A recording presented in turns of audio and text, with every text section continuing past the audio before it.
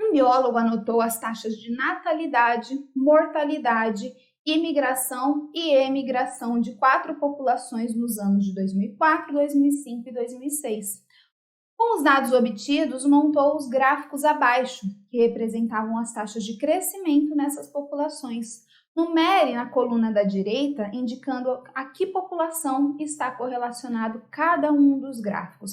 Olha para essas tabelas, tabela 1, 2, 3, 4.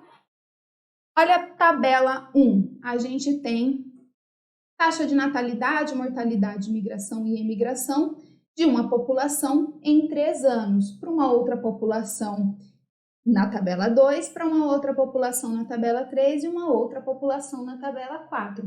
Bom, gente, como se dá o crescimento populacional, né? O crescimento populacional, uma população, ela cresce quando as taxas de natalidade mais imigração são maiores do que as taxas de mortalidade mais emigração. Se isso for maior,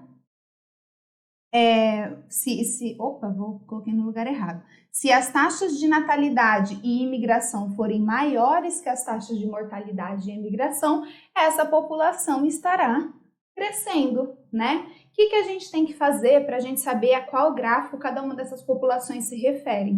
Fazer umas subtrações, umas somas aí e tal. Então, somar a taxa de natalidade com imigração, somar a mortalidade mais imigração e ver aí. E aí a gente tem essa tabela aqui, pessoal. Essa tabela das populações 1, 2, 3 e 4. Nesses anos, quais são os números finais? E aí a gente observa que a população 1, por exemplo, em 2004 teve um crescimento de 19, em 2005 de 21 e em 2006 de 20. O que aconteceu? Aumentou um pouquinho, depois diminuiu um pouquinho.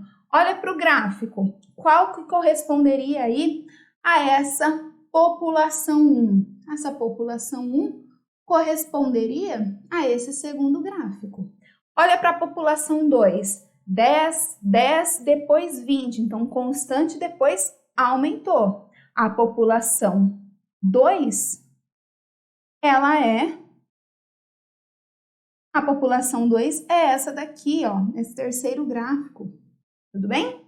População 3. 10 diminuiu para 7, depois aumentou para 15. Essa população 3, a gente tem esse primeiro gráfico aqui. E população 4, 10, 11, depois uma redução aí mais brusca, quarto gráfico. Então, qual é a sequência? 3, 1, 2, 4. Assinale a alternativa que apresenta a numeração correta da coluna de direita de cima para baixo. Nosso gabarito, portanto, é a letra E. O trabalho nessa questão era fazer aí uma tabela, somar, ver resultado final antes de analisar os gráficos e fazer aí as correspondências da população com a curva de crescimento, tá? Mas simples, né?